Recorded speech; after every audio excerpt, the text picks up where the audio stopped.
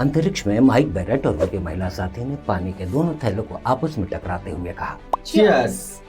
बेरेट ने कहा, इसका स्वाद बढ़िया है। उनकी महिला साथी ने कहा, कोई ये ना समझे कि हम लोग पेशाब पी रहे हैं। हम लोग पेशाब से बना पानी ही तो पी रहे हैं, पेशाब नहीं।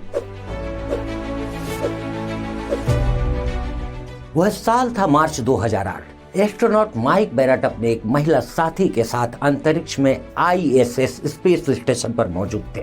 उन्हें जोर से प्यास लगी थी। हालांकि उनके पास पीने के लिए पर्याप्त पानी था, लेकिन वो एक खास पानी के इंतजार में प्यास रोके बैठे थे। कुछ देर बाद ही उन्हें नासा के वैज्ञानिक कर्क शायरमैन का संदेश मिला। संदेश में सिर्फ एक शब्द कहा गया था, ग्रेट। यह शब्द मिलते ही ISS पर मौजूद माइक बेरेट और उनकी महिला साथी खुशी से उछल पड़े। दोनों के हाथ में एक एक थैला था। दोनों ने थैले को आपस में टकराते हुए कहा, चीयर्स। और इस चीयर्स के साथ ही दोनों थैले में रखे पानी को गट गट करके पी गए। और उसके बाद उन्होंने नासा में मौजूद ISS के उप प्रोग्राम मैनेजर कर्क शायरमैन को एक संदेश भेजा, जिसमें कहा गया था, इसका स्वाद बढ़िया है। उनकी महिला साथी ने कहा कि मजा आ गया।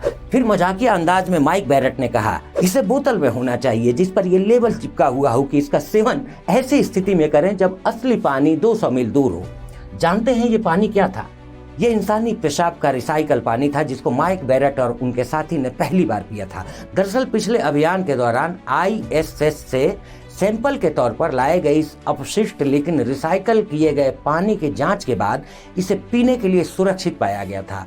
उसके बाद स्टेशन पर मौजूद अंतरिक्ष यात्रियों को बुधवार के दिन ये रिसाइकल पानी पीने की इजाजत दी गई थी और इसके बाद से ही अंतरिक्ष में पानी में तब्दील करके पेशाब को पीने की शुरुआत हुई।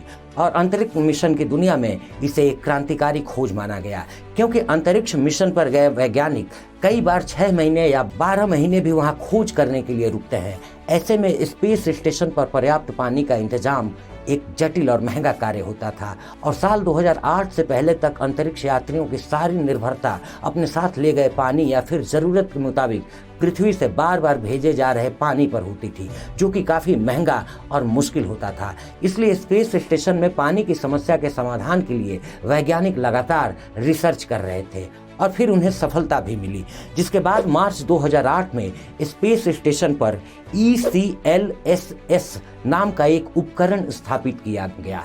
यह उपकरण हार्डवेयर का एक संयोजन है जिसके जरिए पेशाब, टॉयलेट और बाथरूम में यूज किए गए अपशिष्ट यानी वेस्ट पानी को दोबारा से पीने के पानी में तब्दील कर दिया जाता है। इतना ही नहीं, इस मशीन के जरिए अंतरिक्ष यात्रियों की सांस और पसीने से केबिन की हवा में जो नमी होती है, यह मशीन उसको भी सोख लेती है और इसे वाटर प्रोसेसर असेंबली में भेजती है और यह सब कुछ दोबारा से पीने लायक पानी में तब्दील हो जाता है। कमाल ये कि इस प्रोसेस के जरिए अशुद्ध पानी की लगभग 95% मात्रा को फिर से पीने लायक पानी में तब्दील कर दिया जाता है। बेशक सुनीता विलियम्स और बुश विल्मोर भी इस समय स्पेस स्टेशन में इस पानी का इस्तेमाल कर रहे होंगे, इसलिए यकीनन यह कहा जा सकता है कि बाकी जो भी कमी हो, स्पेस स्टेशन में पानी की कमी तो नहीं होगी।